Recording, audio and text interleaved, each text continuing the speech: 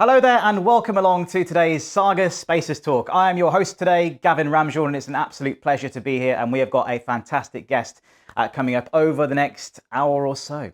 So just to tell you a bit about Saga Spaces, this is very much your community. It's all geared around bettering yourselves. You know, these are the talks for you guys to come to. They're live online talks, effectively to hear from the most prominent minds and leading thinkers, all curated especially for you. Now, every one of our talks is an opportunity to learn and enrich and empower ourselves effectively and give valuable life advice and take-home tips as well. We hope today's experience leaves you wanting more because whatever path you're on, we hope it empowers that path, and whatever changes you want to make, we hope that it empowers that too.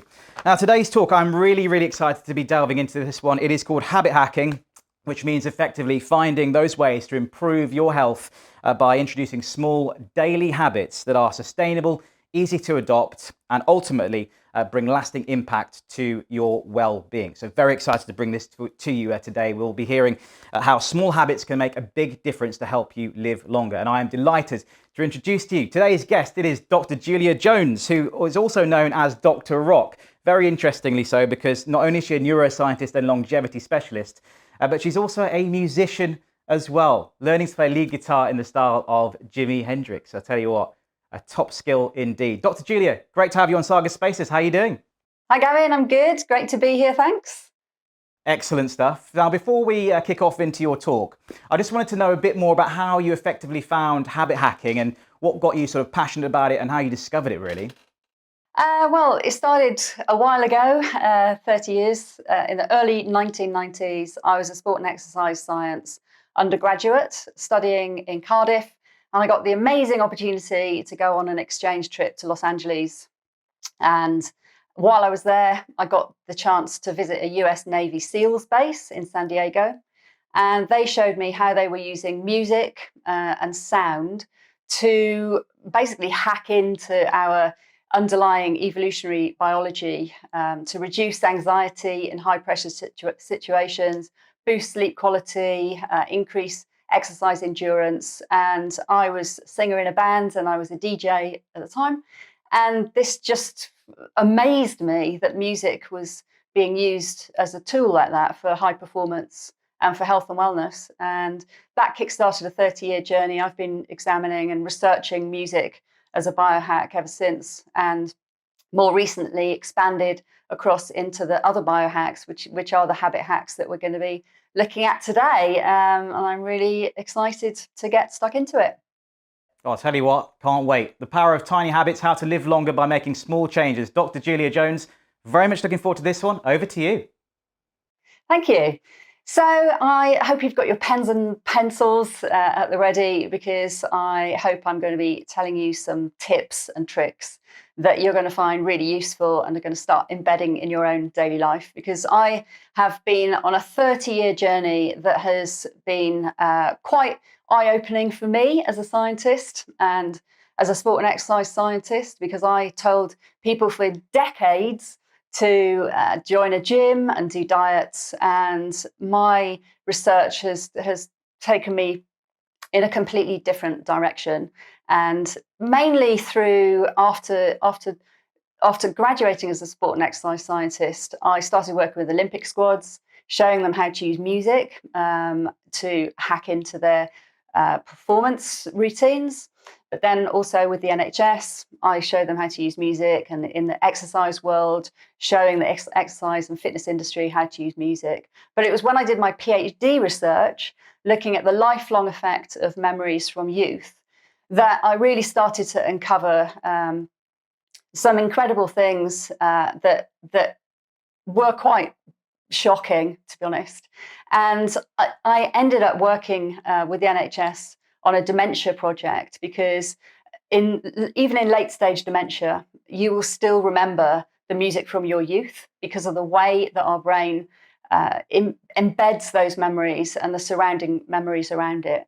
And that started to open up, that work exposed to me a whole new area, because we were using music to improve quality of life for dementia care. But really, we were really interested in figuring out how to help people not get dementia. And when you look at the risk factors, you realise that the same risk factors go across all chronic diseases.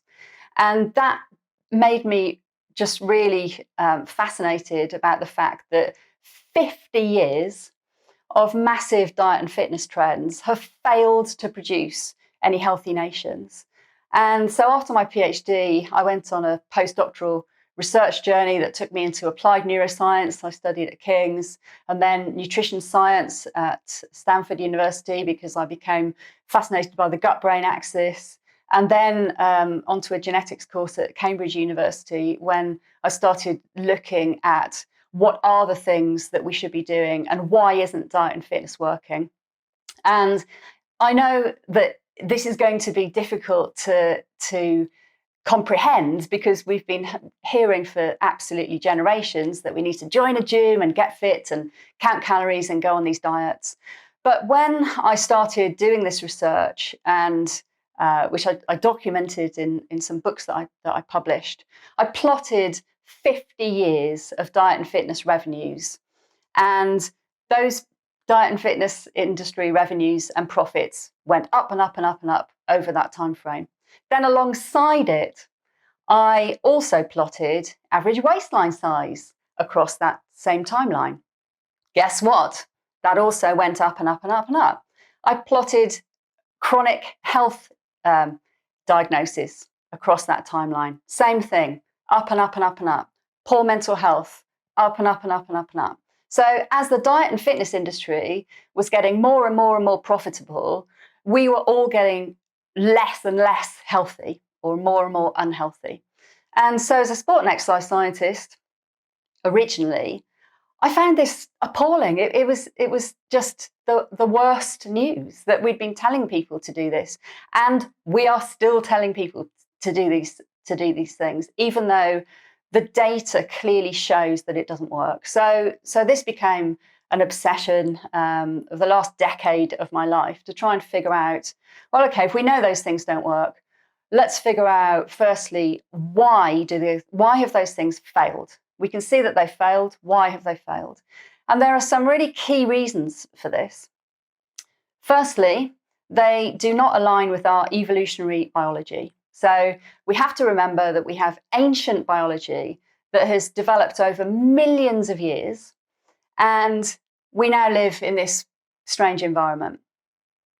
And so when you look at the diet and fitness, high effort, very restrictive, it just doesn't align with our survival-based circuits, because we have circuits that drive us to seek foods that are sugar, fat, because those are the fuels. So we are driven to consuming those types of foods.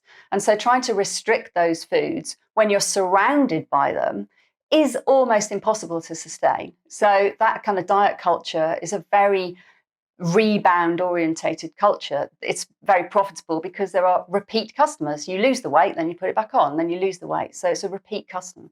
Same with fitness. We are not evolutionarily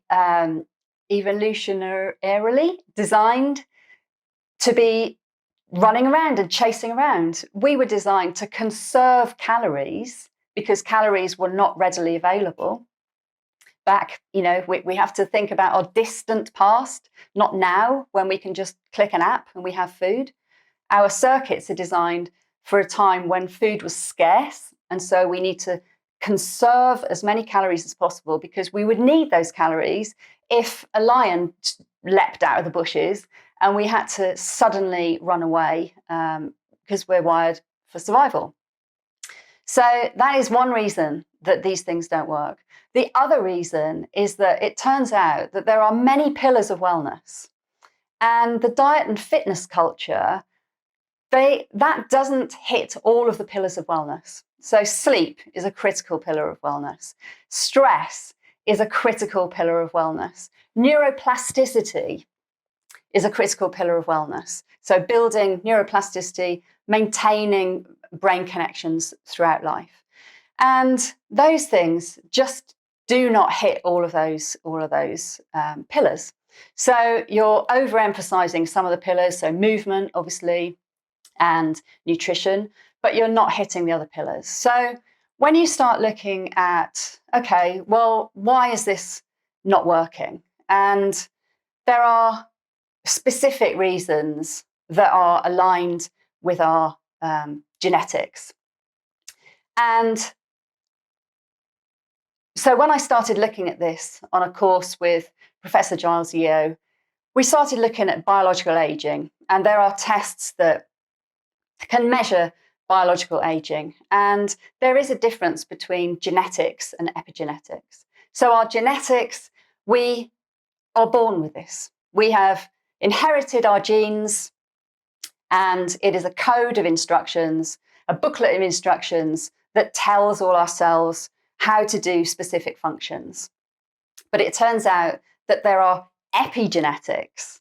And this basically is explaining how our genetics, so our DNA, is expressed on a daily basis in all of our cells. So how does that genetic instruction in the nucleus of the cells get translated into a protein within the cells? And this epigenetic effect, it turns out, is triggered by our little daily habits. So the things that we're doing every day, the environment, the time of day that we see the sun, how much water we drink, the time of day we eat, the movements that we do, the thoughts that we have, all of these things are affecting the epigenetic expression of those genes. And our cells have specific jobs. So they are all doing different things depending on whether they're a muscle cell or a nerve cell or any other cell in the body. But what they also need to do is break down waste products and make sure that inflammation within the cell is kept low. Because we now know that inflammation, when it's a chronic level inflammation within our cells that runs for decades and decades throughout working life, this is now thought to be our biological aging rate. And a lot of my clients are really shocked when they get their biological age because they think they're really fit, they're in the gym, and they consider themselves fit and healthy. But when they get their biological age test back, they're in their mid-50s chronologically, so their birthday age. But then they get their biological age back and they are 15, 20, sometimes more than 20 years older. So they're scoring in their early 70s, even though they're in their 50s, and they consider themselves fit. So I asked them to talk me through that routine. So, okay, tell me when you go to the gym. They very proudly say that they manage to go to the gym 3, sometimes 4 days a week after work. So I say, okay, talk me through that routine. What time do you leave the office? So, well, I usually get away around 6:30. Okay, so then you travel. So it's going through rush hour, traveling to the gym, then you park, then you go in, check in, and then you go to the locker room, you get changed, put your bag in the locker, then you get into the gym. So what time are you entering the gym? So, I don't know, about 7:15. Right, so it's evening now, a time of day when we should be calming down our nervous system, ready for bed and for sleep. But no, you're entering a brightly lit environment, artificial lights pouring into your eyes, banging loud music, hyper-stimulating the autonomic nervous system and releasing stress chemicals.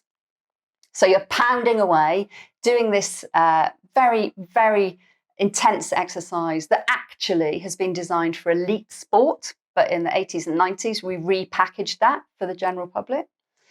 So now you've got to have a shower, then you've got to drive home. So what time do you get home? Oh, usually about 9 o'clock. Okay, so this is nighttime. You're now in a period of day where you should be calming the brain down, ready for high quality sleep, because sleep is one of the most important pillars.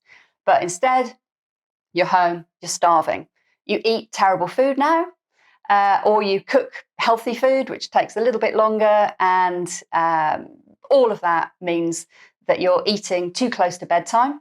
So you've hyperstimulated your autonomic nervous system, at a time of day when you need to be calming that system, and you've eaten too close to bedtime, and so you're going to be disrupting your sleep.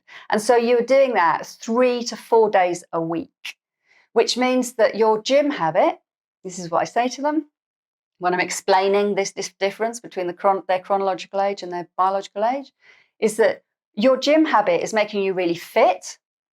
So you've got increased cardiovascular capacity, you're stronger, you're able to, take oxygenated blood to the muscles, everything else. So if you're going to want to improve your personal best time and do a 10K and improve your results, then you're doing the right thing.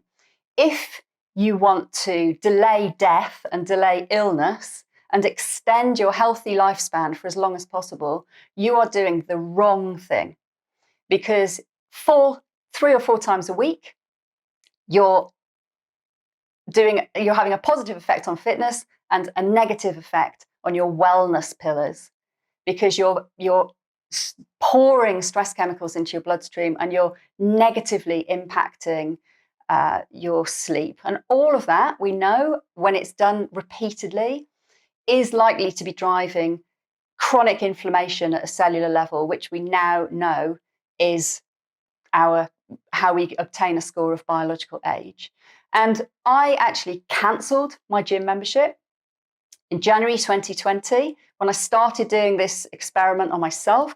I did a 12-month experiment on myself, which is documented in one of my books behind me here, Neuron. And I did a diary of that year and showed how just tiny changes to my existing habits had way more benefit on all of my wellness pillars than my gym membership had. And so since then, despite the fact that I am a sport and exercise scientist by original training, and have spent decades telling everyone to join a gym, I am now telling people that you do not need to have a gym membership, and you need to think very carefully, because those people would have had more benefit by walking more throughout the day, standing up more, going out into the garden, being outdoors in nature, than the actual gym habit that they had formed. So this is what we now realise to be the power of these habits, because in a 23-month period, just through changing some of my existing habits, so I didn't even have to build new habits, because I just made some tiny changes to existing ones, which we are going to look at in just a second. But I extended my expected health span. So the amount of years that I'm expected to live in good health, I extended that by 23 years in 23 months. So it is staggering the effect that small changes to your habits can have on your underlying biology. So let's have a look at, firstly, why it happens, and secondly, what you need to do. So why it happens is, it threw me back to the early 90s when I visited the US Navy SEALs, because they were using the senses to tap into the underlying evolutionary biology. They knew that sending messages to the brain through the ears, in that instance, told the brain that it was safe. And this is what we need to try and achieve in our modern life, is that we need to try and tell the brain as much as we can that we're in a safe environment, because the brain is living in a dark, silent box called our skull. And its only job is to figure out whether we're safe and that we're going to survive. And it makes decisions based on the sensory information that it receives. That is the only way that our brain can know whether it needs to respond with a stress response or not. So all of the things that we could do through our habits to send messages to our brain, to tell our brain that it's safe, then our underlying biology will be working optimally. And so inflammation should be low, which means biological aging rate is slow. So I'm going to tell you what I did, because it's astonishingly simple, and I'm hoping that you're going to try some of these for yourself. So if I talk you through my morning routine, the first thing that I would do when I would get up is let my dog out. And what I used to do is open the front door and stand inside the door while my dog went out, did his little morning business and came back in for his breakfast, and then I would shut the door. The change I made is that instead of just waiting for him to come back in, I went outside with him. And this had a significant effect on my sleep quality because, as it turns out, when you look at the wiring of the brain, there are some cells at the back of the eye. So most of the cells in the eye are bringing in information so that we can figure out vision, so that we can figure out our surroundings. But some of those cells are wired to a part of the brain, neurons in a cluster of the brain called the suprachiasmatic nuclei, which I always think is a brilliant name for a band. No one has done it yet, but it is a brilliant name for a band. But those neurons are regulating the release of melatonin from the pineal gland, and they are activated by daylight, blue morning light in particular. So by going out much earlier and exposing yourself to daylight and not looking directly at the sun, because that is not good for your eyes, but just being outside in natural daylight early in the morning starts that timer so that the brain releases the melatonin, which is one of the core sleep chemicals in the evening to boost sleep quality. And that was a really easy change for me. Simple stuff. And I actually have now hacked that habit even more because now I also take a pint of water out with me. So when I'm outside, just getting a few minutes of early morning daylight, I also have a pint of water. So I've rehydrated because water is my Achilles heel. I find it really difficult to remember to drink water throughout the day. So starting off with a pint of water out there is an easy way of doing this. Another hack, then I would have a shower. And at the end of the shower, I turn the water to cold. And I can hear you groaning now, but it's not as bad as you think. And there are ways of making this a lot easier. But the reason that it is so effective is that our breath is a key activator of our autonomic nervous system. So when we breathe in, you're activating the sympathetic nervous system is in command. When we exhale, when we breathe out, it switches to parasympathetic nervous system, which is our rest, digest, repair, switching off stress chemicals. So learning to just slowly breathe slowly and breathe in, but then extend your exhale so you're breathing out for longer. So for instance, breathing in for 4 seconds, breathing out for 6 seconds. When you're trying to do that in cold water, it's really hard. And so it's a great training ground for that. Because when the water goes to cold, your sympathetic nervous system, which is your fight or flight, kicks in because it can only assume that you have fallen in a river or something extreme has happened because there's been a sudden change in temperature. So your breath starts getting very, very fast, which is an indication of sympathetic nervous system fight or flight response. So trying to fight that and stay in control and keep in control of it by just slowing your breath is a really good exercise. And at the same time, it really helps if you just rub your arms and legs at the same time. Because if you just stand there when the water goes to cold and you just stand there screaming with fast, short breaths in panic mode, it's because you've only given your brain the temperature information. So your brain is receiving tons and tons of temperature information. It's suddenly cold, something's happened, what's going on? If you're also giving it touch information, it's got other data coming in that dilutes the intensity of the temperature. It doesn't feel as cold. So I highly recommend that hack in the shower, and the same with breath. I also do that breath lots of times throughout the day. I was doing it before we started this, because before you start anything like this, your sympathetic nervous system kicks in because it's something different that's slightly stressful. And so extending exhales is a really good exercise. And then, so working through my morning routine, breakfast. What about breakfast? So this is a fascinating one, and I'm sure you've seen all the tons of information about fasting and gut health and gut diversity and everything else in the media at the moment over the last few years. And just if you think about the daylight example for a moment, going out with my dog meant that I was getting morning daylight for hours earlier. So my brain was seeing morning daylight hours earlier than it would have otherwise, because I wouldn't have gone out until when I went to get the train, so say 9. So I'm getting 3 hours extra early daylight, which is how, when we lived in the great outdoors, we would have got very early daylight, sunrise daylight. During COVID, sometimes I didn't go out until midday. And so you can see how that non-exposure to light and the timing of light is important. And the same with timing of eating.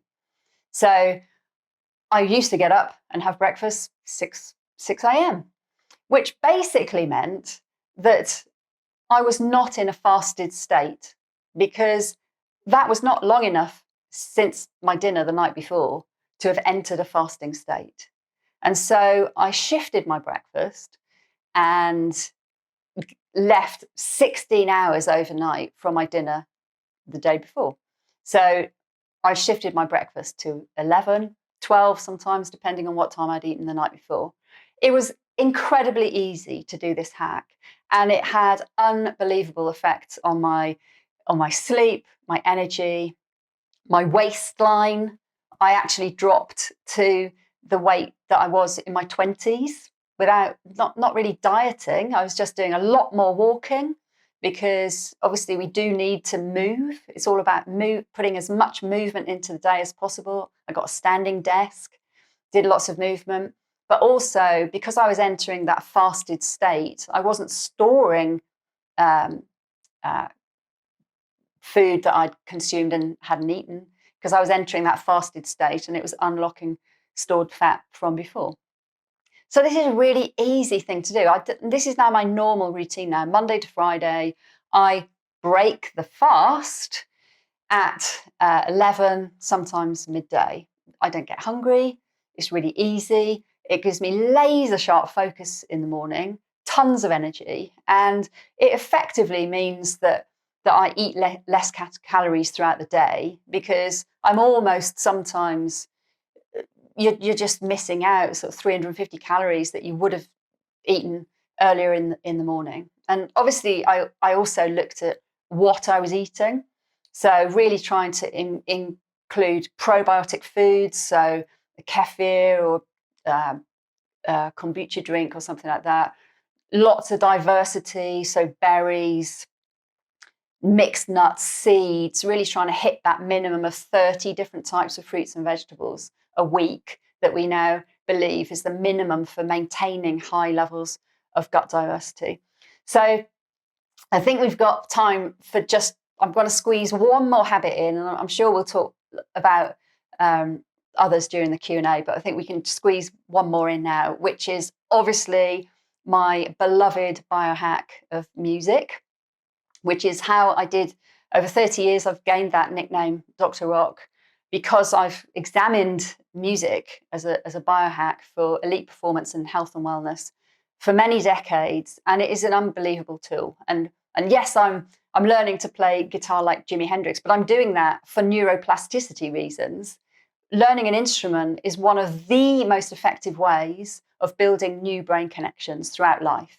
And as we get older, it gets more and more important to keep building new brain connections to maintain that cognitive reserve. So learning a musical instrument is a superb hack for brain health. Using music for breath work is a superb hack. You can slow your breathing down and breathe in time to the music. So breathing in for 4, hold your breath for 4, breathe out for 4, hold your breath for 4. That's called box breathing, which is a really great exercise. Also builds up your tolerance of carbon dioxide in the blood when you do those breath holds. So it's really easy, really great. Music can help sleep quality, because slowing music down in the evening can give the brain that important message that it's safe. And your brain is most likely to go into high quality sleep, delta wave sleep, for those really important different stages of sleep for brain health and memory consolidation, if your brain thinks it's safe. And playing calming music is a really easy way to do that, because the ears lead to the brain, just like the eyes lead to the brain, the touch receptors lead to the brain.